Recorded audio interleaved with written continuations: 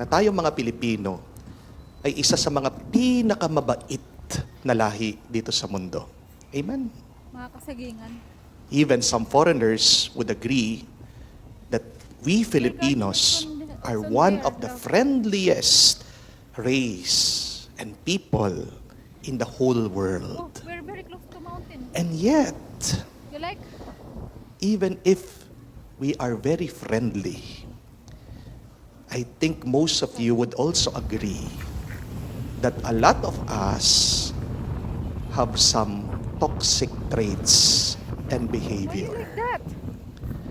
Pagkabait-bait man natin, Toilet nila. meron pa rin tayo mga negatibo at masamang pag-uugali. Amen? Ano pong ibig ko sabihin, halimbawa? Alam niyo po ba sa Pilipinas lang kayo makakakita ng taong nakikipag-birthday na walang dalang regalo, pero may dalang Tupperware at plastic na pambalot? Sa Pilipinas lang po kayo makakakita ng taong walang trabaho, pero palaging nakikipag-inuman at nakikipagsugalan. Amen? Sa Pilipinas lang po kayo makakakita ng tao na kung saan pag nangungutang, napakabait, It's a lot. pero pag sinisingil mo na, galit. Damn shit. Sa Pilipinas lang po kayo makakakita na kapag natalisod yung kanyang kaibigan, tatawanan, imbis na tutulungan. Sa Pilipinas lang po kayo makakakita na kung minsan nagpapasaring sa social media, pero pag pinalagan mo, binablock ka agad.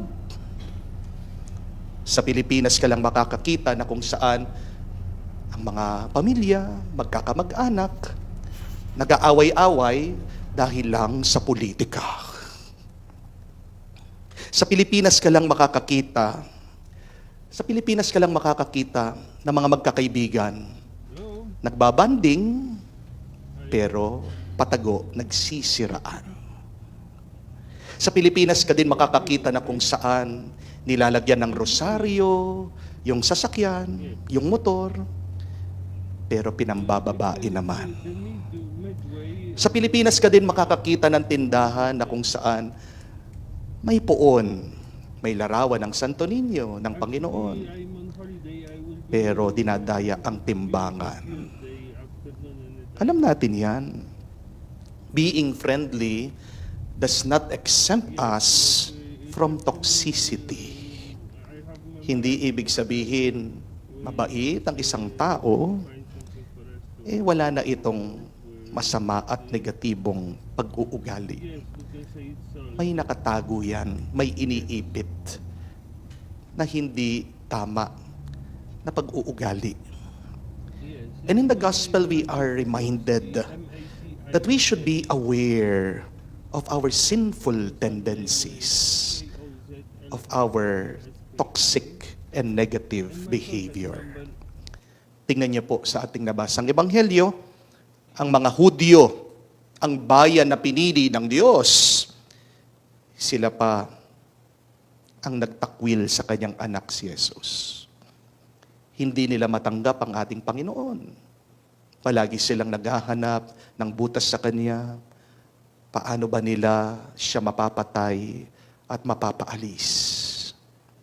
Kaya naman pinaringgan ni Jesus ang mga Pariseo, ang mga nakakatanda, ang mga Hudyo sa kanyang talimhaga. Anong sabi niya? Pinahiram ng may-ari ang ubasan, ang kanyang lupain, pero ano ang kanilang negatibo at toxic na pag-uugali? Hindi sa kanila, bigla-bigla, inangkin. Mga naging land grabber. Naningil ang may-ari, pero anong ginawa sa mga alipin?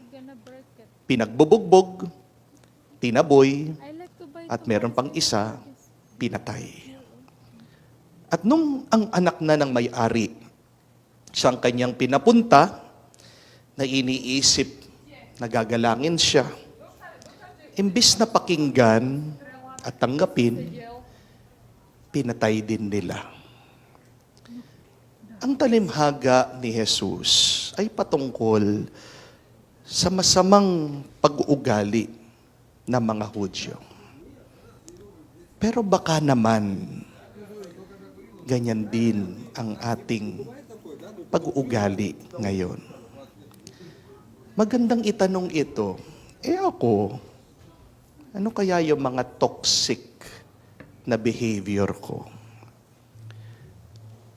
But it is also good not only to discover our negative attitudes, but we should also think and reflect, what can we do in the midst of our toxic behaviors and attitude?